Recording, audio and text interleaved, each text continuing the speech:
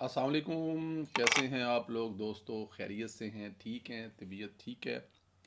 Some time ना अजीब सी तबीयत होती है कि बस आप कुछ नहीं करना चाहते। ऐसा कभी कभी होता है ना, थकावट शायद, वॉक काम कभी कभी हो जाता है। लेकिन ज़ाहिर है आपसे मुलाकात किए बगैर भी नहीं रह सकते। तो इससे पहले ज़रा चलें वी लॉग की तरफ। आप लोगों से जो गुजारिश है वो हमेशा की जाती है कि चैनल को ज़रूर सब्सक्राइब करें, बेल आइकन को प्रेस करें, लाइक करें, और जो आखिर में सवाल पूछा जाए उसका जवाब भी ज़रूर दें। फ़ी लॉ का आगाज़ बाकायदा तौर पर खराज तहसीन पेश करके आगे चलेंगे ख्वाजा आसफ साहब को।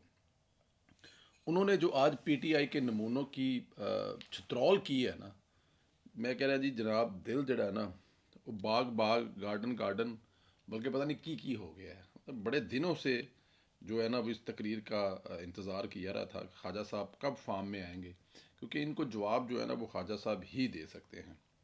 अब ख्वाजा साद रफ़ीक तो है नहीं है, तो चले ख्वाजा आसफ साहब ही सही। उमर यूब ने असम्बली में आइन शिकनी पर पूरा एक लेक्चर झाड़ा। कहा कि आइन शिकनों पर फौजियों को सज़ा देनी चाहिए। TG ISPR ने हलफ तोड़ा तो इन पर भी आर्टिकल 6 लगाए, लेकिन मौजूदा जो इनके दौर में थे उन्होंने कुछ नहीं कहना, होते अपने ने ना।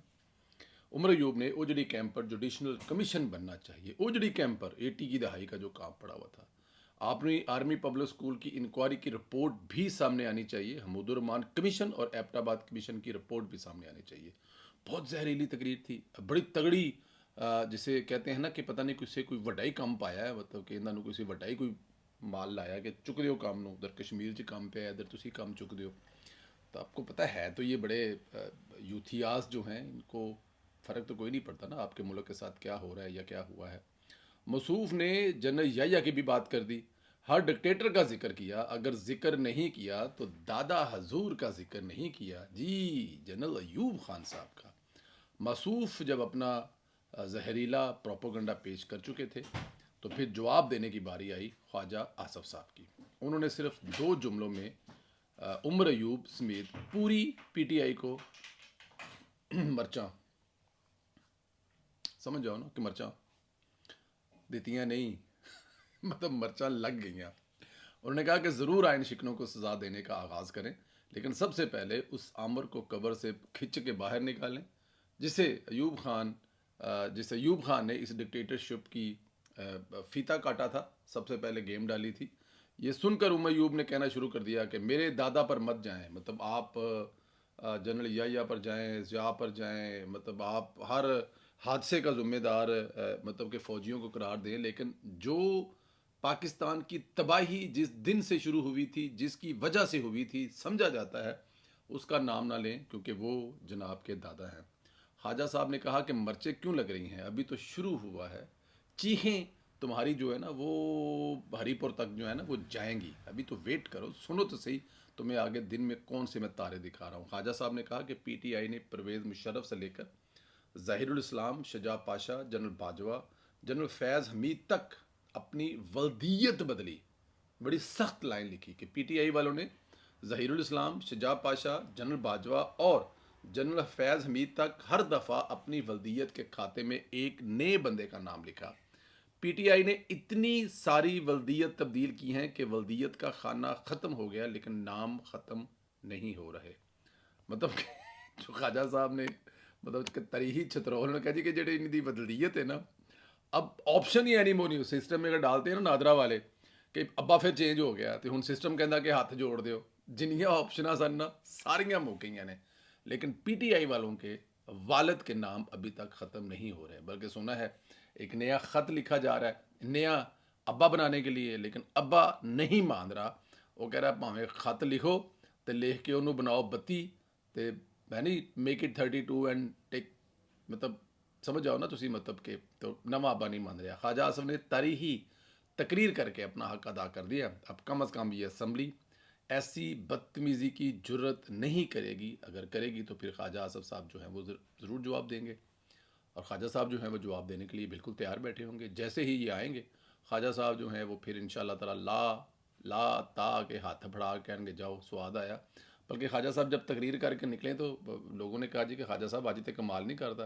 कहते हाँ जी ठीक नहीं सी, बड़े दिन हो गए सन, कहते जी बड़े दिन हो गए सन, लोड़ सी दी।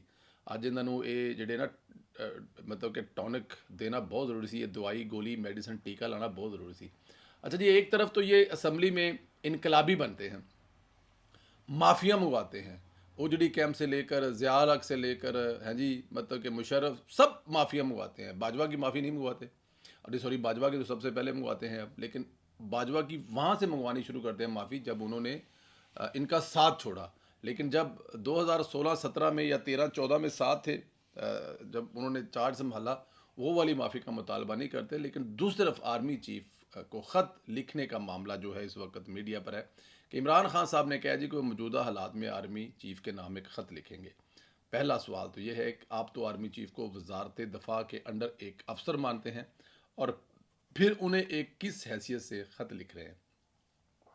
ख़त में मसूफ़ लिखेंगे क्या? क्या लिखेंगे? मुझ में आप, पाशा, ज़हीरुल और बाजवा का अक्स नाता है, बराए मेहरबानी मुझे अपना जो है वो बगल बच्चा जो है वो बना लें। मैंने मतलब कि अब ज़ाहिर है मेरे जो पिछले सारे जो वालिद साहबान हैं वो अब मुझे नज़र नहीं आ रहे, तो आप मेहरबानी करें, शफ़क़त का हाथ रखें। क्या इमरान खान ये लिखेगा कि मुझे हुकूमत बना कर दें, या फिर वही इल्ज़ामात लिखेगा जो इंटरनेशनल जरीदों में आर्मी चीफ पर लगा चुके हैं?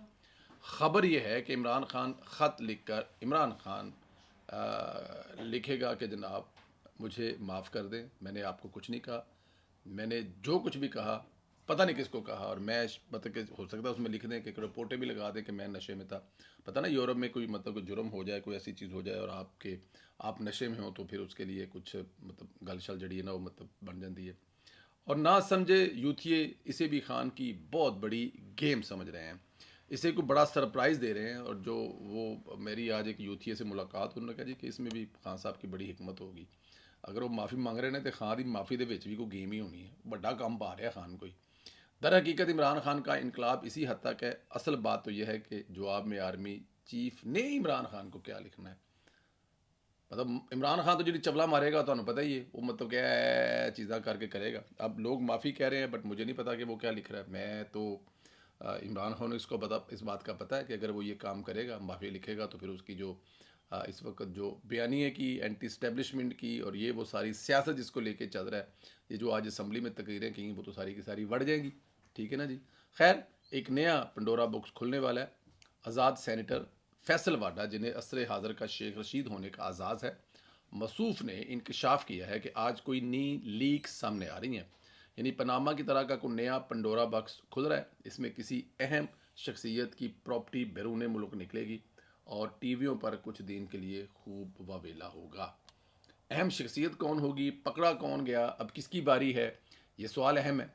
फैसल वाडा ने ये इंकशाफ भी किया है कि इस लीक्स में इनका अपना नाम भी शामिल होगा। मतलब कि ज़ाहिर है वो खुद भी एक मतलब कि कोई बहुत बड़ा कोई फैमिली तो है नहीं, वाडा साहब को बहुत बड़ा कोई नाम तो था नहीं, इनका कोई दाद अप्पा लगा है, कोई पता नहीं कटिंग, चाइना कटिंग, और पता नहीं किस चक्कर में आके इन्होंने कोई अरबों रुपया कमाया है।